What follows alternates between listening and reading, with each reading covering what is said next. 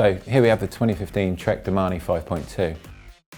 Much like the BMC GF01, the Domane was designed as a bike for the Cobble Classics. Trek introduced some really interesting ideas with the Domane concept. What you've got is a front fork, which is just designed with that kick forward and then the drop out reversing back, that it offers a nice little bit of spring there. It's very, very laterally stiff, but it allows that little bit of flutter fore and aft, which just cushions you over, hitting the edges of those sharp cobble surfaces.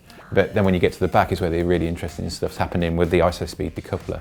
Now effectively, it's a rotating pivot that hangs off lugs which attach to the seat tube. So the seat tube is actually independent of that top tube. It's held together by essentially a pin. So as you ride, when you hit bad surfaces when you're sitting on the seat, it allows the seat tube just to bow and flex, use a kind of almost suspension-like comfort that's inherent within the way that they've designed the carbon fibre. So of course, when you get on board of the Domane and start riding it, you spend the first few K just trying to feel out that back end, feel what it's doing. So on normal roads, you probably won't notice that much difference. But as soon as you hit something coarser, you hit something a bit more bumpy, then all of a sudden the bike just seems to flow and float and just offer a brilliant amount of cushioning. That may all sound like this bike is just like a big, comfy couch of a bike to ride, but it's almost like the opposite is true. They paid a lot of attention into making the stiffness of this bike exactly where you want it. So you've got the big, oversized BB90 bottom bracket area, big fat chainstays which are super stiff. So the bike feels nice and fast and nice and responsive. It's just when you hit those kind of critical situations where the road's bad, you hit a pothole, you hit whatever, the bike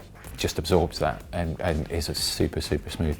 And you do also get this other very, very kind of strange phenomenon that when you chuck the bike into a corner, you almost feel like the back end kind of sits down. That bit of active suspension just seems to slightly compress and seems to make the tyres bite harder.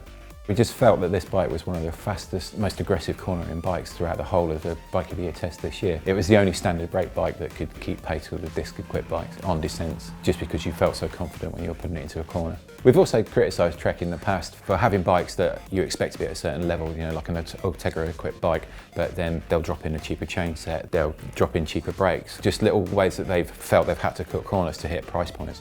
Thankfully on this one this year, and throughout Trek's whole range, they've gone down the route of just complete group sets. This one says Ultegra on the tin, and that's what you get. You get Ultegra throughout, and that's really, really good to see. It's a really positive thing from them. Bontrager is the sister company to Trek and provide all of the bits and pieces for their bikes. So here we've got a nice quality cockpit with the RXL stem, which is a really nicely, sweetly finished thing. You've got the VRCF bar, which is, again, a really neat idea and a good complement to the bike. The alloy bar within is shaped in such a way that there are cutaways on the tops, there are cutaways on the drops, and within those sit high-density elastomer pads just to offer that little bit of extra cushioning.